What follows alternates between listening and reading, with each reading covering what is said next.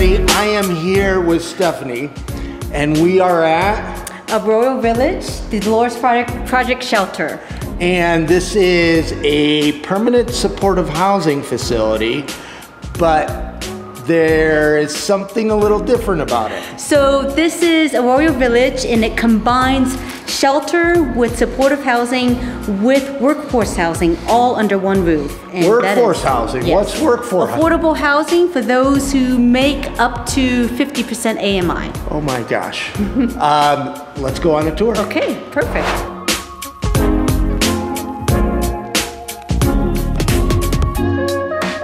This is an entire block which comprises of Arroyo Village.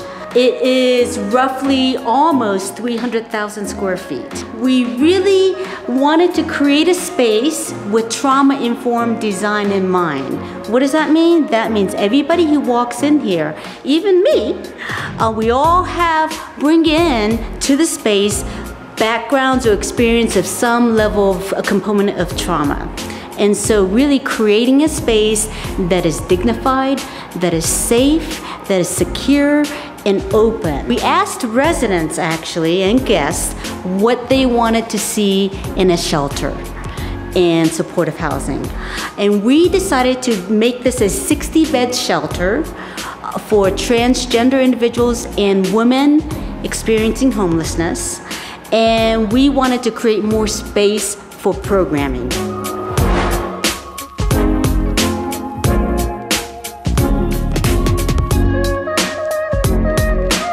Some of the spacing that we had in mind was creating a safe space for guests to use outside. At any time that they're here, during the time they're here, they have spaces to eat here, smoking spaces, just inviting and being outside and being able to really just breathe and feel safe and secure. And that begins the process of healing, and so that we can move forward, so that they can move along on their path towards stability and housing.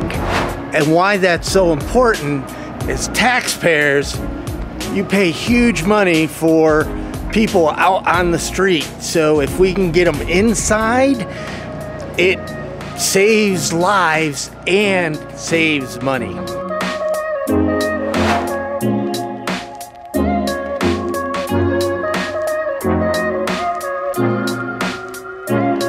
We have 2.5 dorms. We had guest feedback about what they wanted. One of the things is storage space. So during the time that they're here, they have access to their own storage unit where they can lock their belongings. So they're not bringing all their belongings every day to wherever they're gonna be. The difference about our shelter, apart from many other shelters in Denver, is that we offer week-long stays versus one night at a time. Other shelters offer beds, it's only one night at a time. So they have to pack all their belongings in the next morning and hope to get that bed again, right? Whereas we provide the bed we have emergency beds for 1 week at a time. What you have that other shelters don't have is a immediate path from the shelter space into permanent supportive housing. So the fact that we are able to provide housing stability immediately and also along their path towards supportive housing, and eventually for some workforce housing. So the housing stability, the supportive wraparound services works in getting people empowered and towards their self-sufficiency. Every guest has chore responsibility. So when they call in on Monday mornings to see if we have a bed, we also indicate to them one of the requirements is that you must do a evening and a morning chore. So they're very good about that, giving them a sense of ownership and responsibility.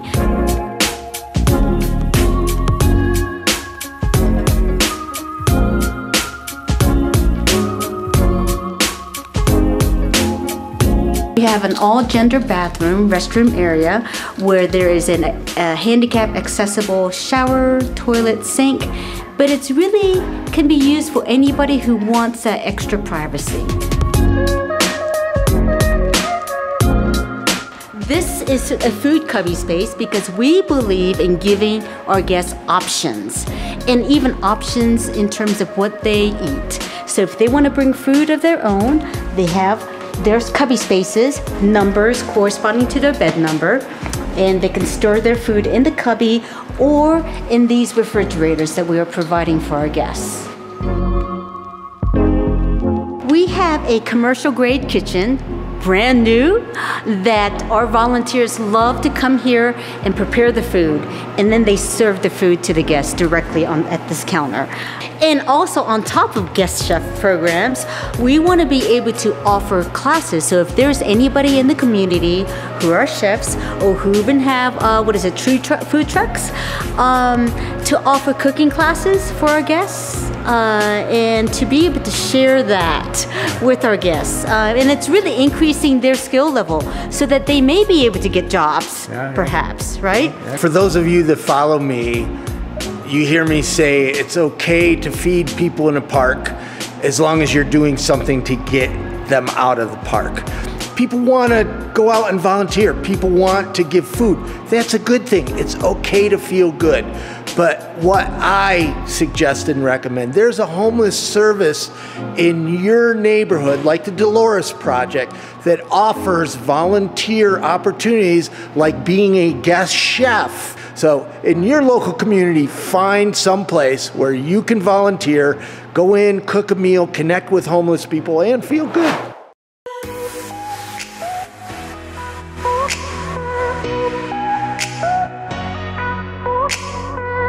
We are going into the supportive unit. All our units are 502 square feet, fully furnished, 1-bedroom units. With the trauma-informed design in mind, when one walks into the unit, they can see every room. There are no closet doors. There are no hanging rods. We are trying to create a space of safety and security. It's great to provide housing, but let's keep in mind that we want to ensure successful retention and housing stability, and that preventing evictions, preventing another incident of homelessness. And so wraparound care is so important. This is amazing. It's wonderful. It provides dignity. It's going to be a home for a homeless person. What you need to see here is how it benefits you. As a taxpayer, permanent supportive housing not only saves lives, it saves money, your money. And you might be saying, well, I don't want a homeless person to have a free apartment. I don't want to pay for that. You're already paying for them to be outside. You're paying huge money for them to be outside. So by supporting permanent supportive housing and getting homeless people inside, you're actually creating huge benefit for yourself because you are saving tax dollars, but more importantly, you're also saving lives.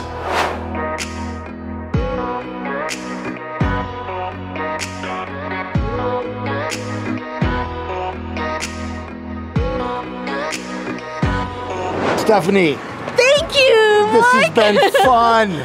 Oh wow, yeah, and I just want to say, I want people to know what the face of homelessness looks like and destigmatizing that, and that providing housing is the solution. Really.